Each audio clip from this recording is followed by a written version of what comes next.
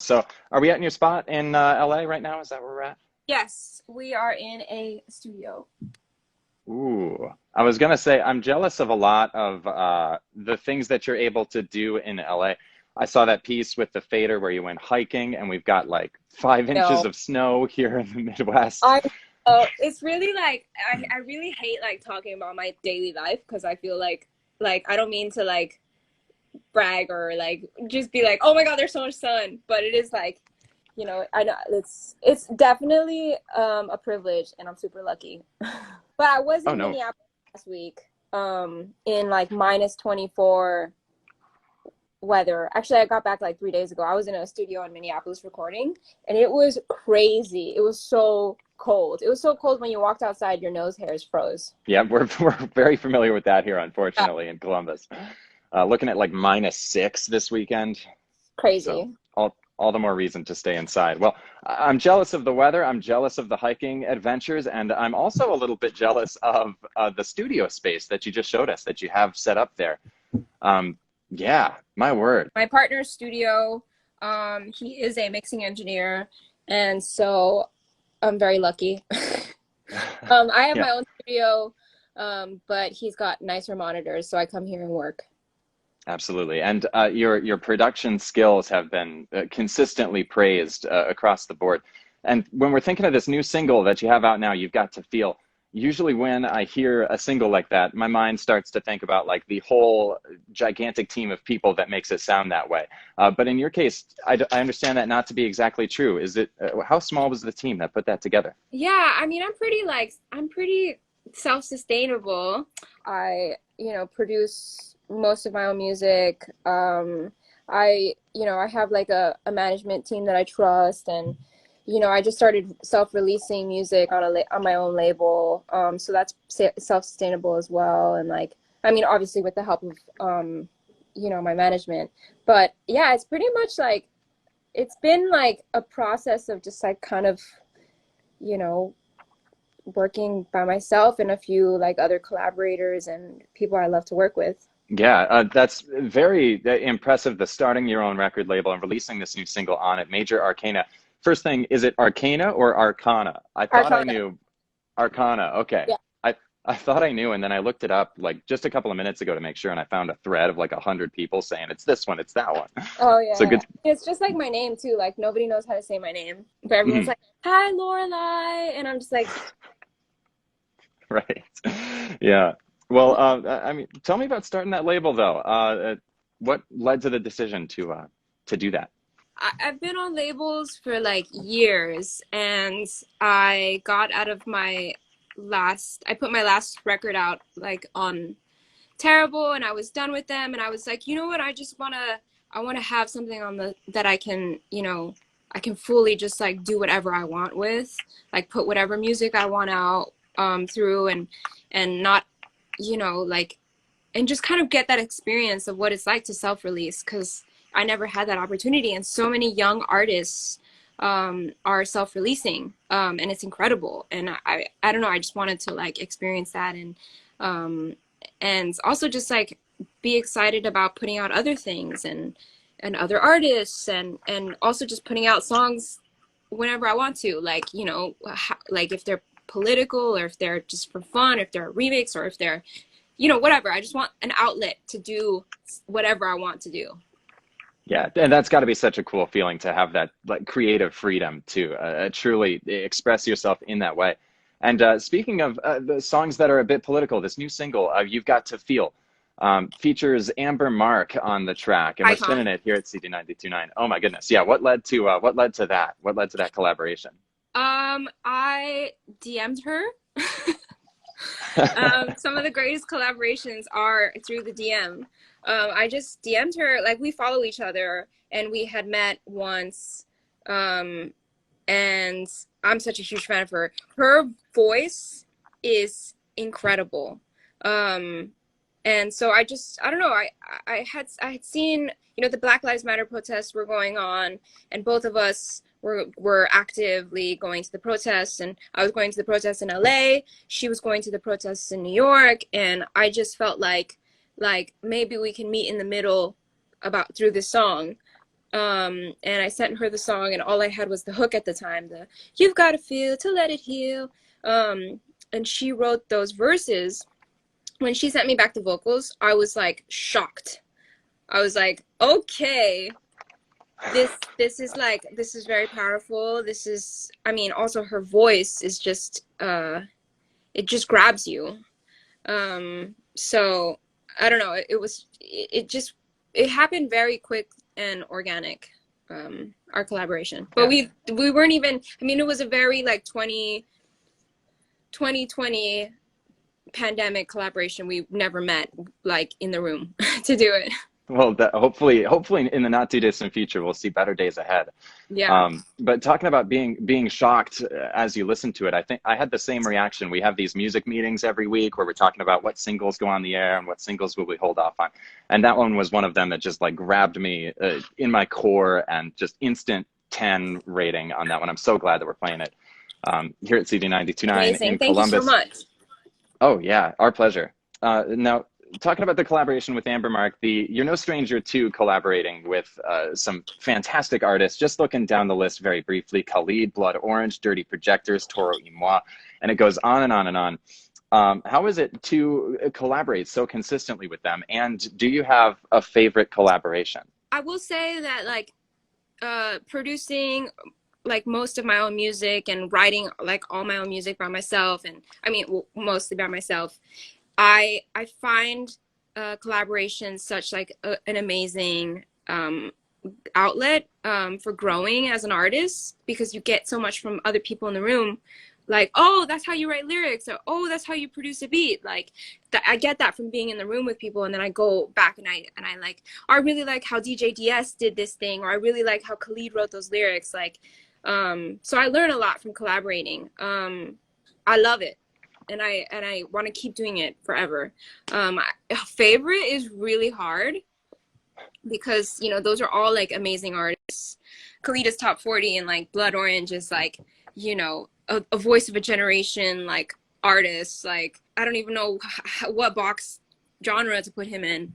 But yeah, I don't know. I think Best to You is like a really like special collaboration. That song from Blood Orange's record, just because he's like a really good friend of mine, and we wrote that in his bedroom, like just passing each other the mic back to back. That's so cool. A question that I just saw pop up in the chat. I'd like to pose it to you. If you could collaborate with anybody in the future, who would you pick? Do you have an idea? I mean, I like Robin has always been like someone I'm just like, you know, like whenever we post these questions, like me and my manager, or like friends talking, like, oh, it's like, oh man, who can we write with? I'm like, Robin. To make Robin happen. Yeah. Yeah, I would love to work with Robin one day. Just because I'm like hugely inspired by her. Yeah. Yeah. I think that's number one. All right. We'll have to combine our efforts and get a hold of Robin. I'd love to Just hear that manifest someday. it. Manifest it for me. Yeah, we'll give it our best shot, to be sure. Now, talking so long about collaborations, it feels like we shouldn't skip over perhaps the coolest of them all, which is on your last record and making frequent appearances on this album, I'm Your Empress, of your own mom, of course. Mm-hmm. It was so cool to hear that, and just the bits of wisdom that are dropped throughout the album. What made you choose to include your mom on this, and what was the kind of the process for it? The title track, I'm Your Empress of, it kind of just like wrote itself. And I originally just had my mom on it. I just got the mic on her and I was like, Mom, just say whatever you want to say. And she just talked for like 20 minutes. And I ended up just like being like, I have to use this audio for this song and this section and this section and this section, because it was just, she just had so many like amazing, powerful things to say, that I don't know, it just kind of like, it kind of just happened on its own. It results in some of the most striking moments on the record. And I think my favorite is how well the album flows from track to track. So by track 3, if you're not looking at it, you're not necessarily aware that you've jumped to another track. And I love when that happens. But I think if I'm correct, like the moment where you're kind of taken out of that flow is the first moment where your mom appears on the record on Void. So I want to ask what the process is like when you're like sequencing an album and like putting it together, because that last record, it just flows so well. Yeah, I mean, track sequencing is like an art in itself.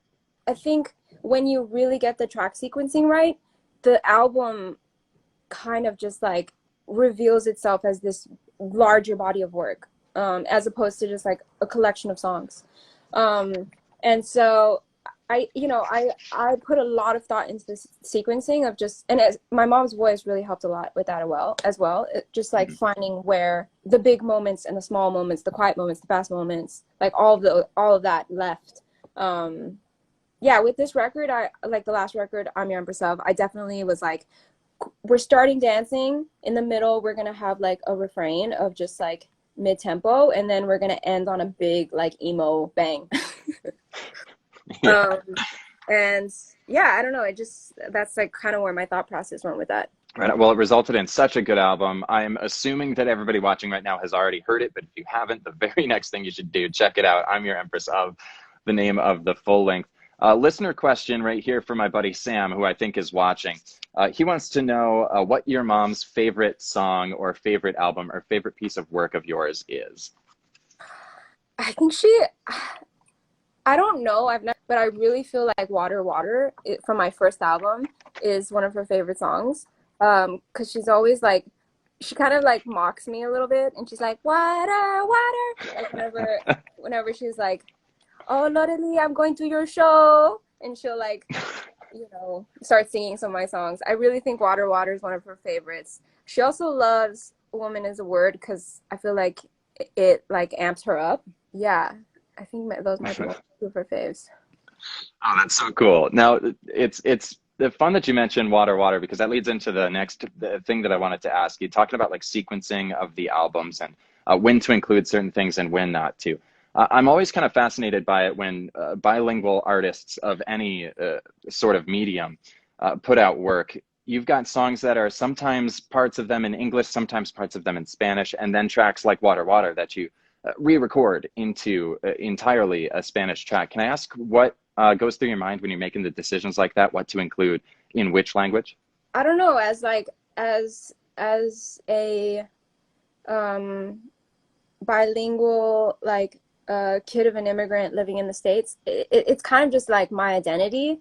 We go in and out of thinking in Spanish and English, and in the house there's just Spanish and English, like talking and music, and I don't know. So to me, it doesn't involve much of a thought process. It's just part of like my identity, and I don't know. Sometimes like a song will write itself or decide to be in this language or this phrase or something. So it's not necessarily like for an emotional effect I want to do it in Spanish, or for a stylistic effect I want to do it in Spanish. It's more of just like that's the feeling. That's the feeling that the track I produce emotes. Like that's the direction I want to go in. That's so cool and so fascinating, and it's testament, I think, to kind of the way that your music winds up flowing in this sort of way, if that makes sense. There's a couple of things that I'd like to run through before we let you go and get on with your day. One segment at the end called the lightning round, and this is one of my favorite segments to run everybody through. It's called Reviewing Old Tweets, where we go far back on your Twitter profile and see if anything has changed since those tweets. Are you ready? Okay, let's go. This would go back to April 18th, 2013 for this one. Why didn't anyone tell me BBC One has been playing my music? Almost 8 years later, do you have a team of people doing that for you? Because I can't imagine how hard it is to keep up with. It's funny. As an independent artist, being on indie labels like my whole career, and then actually like self-releasing on this last song, the frustration that I've had with getting radio play on BBC throughout my career has been very funny. I just and that's funny that I wrote that 8 years ago. And I actually got the most radio play I've ever gotten on You've Got to Feel, the song with Amber Mark. And so it's funny that it's like taken that long. I can't determine like what BBC One is going to play. I just know that it is like a super helpful, and they have great curation, and you know, it does a lot for an artist when they do pick up a song. So they've been playing You've Got to Feel, which is amazing. Well, I mean, You've Got to Feel such a great song for the radio, and I can't wait to see what else we can play at some point in the future. This is another tweet from April 2013. You sent out a question that I would like to turn around on you some 8 years later. The entire tweet just says, "What swoons you?" That's Do you know what's... Yeah, that's the whole tweet. Right now, what swoons me is this drum machine. Mm. And chocolate. drum like, machines and chocolate. FaceTiming them and talking to them. Human interaction. I cannot wait for it. Speaking of your friends, I'd like to return to one more tweet. This is from 2014, and it's actually a thread that I found very interesting. Glass Animals sends out their song called Gooey. They tweet it out. You reply instantly, "What the hell did I just listen to? Amazing." They reply, "Thanks. You going to be at South by?" You say, "Yeah, let's get tacos." Glass Animals says, "Tacos. Hell yeah." So a year after that, you were opening for them on tour. But I have to ask, did you ever get the tacos? Oh yeah, we got the tacos, definitely. And they are, I mean, that song is massive. Like, yeah. And their last album is doing really well. Also, it's really, off of Dreamland. Yeah, that album is so good. Glass Animals, they're like homies. We met at South by, and you know, supported through the years. We've never made music together. You know, we'll see what happens. Maybe one day. Hey, I'll cross my fingers. That's a cool collaboration if there ever was one. One last thing before we cut you loose, the lightning round here at the end. Just some rapid fire questions to get in your head. Question number one, coffee or tea? Coffee. Dogs or cats? Dogs. If there is someone watching right now who just got a dog but hasn't named that dog yet, what should they name the dog? Rupert. Rupert is such a good dog. Wait, no, name. not Rupert, because Rupert Murdoch. Oh, that's Ruby. right. Name your dog Ruby. Ruby. All right. What music are you listening to right now? What's your favorite couple of songs? I'm listening to the Megan Thee Stallion album, like, on repeat. I love Megan Thee Stallion. I've been listening to a lot of Sophie, you know, R.I.P. Yeah, I mean, and just like reliving like all the moments I've had with all of her music. I don't know, my friend Chrome Sparks makes playlists, and he puts like a lot of like 80s Japanese like pop music on it, but I can't remember any of the artists. But Ryuichi Sakamoto, and obviously Forever Ryuichi. Testing your geography with this one, what is the prettiest American state in terms of its geographical outline alone? Oh my God. What kind of question is this? I'm working on a map, right? And I'd like to see like where each artist, what each artist's favorite shapes are. I like California. California is a very good one, yeah. I'm just going to say that because I live in the state, and I for sure know what it's shaped like.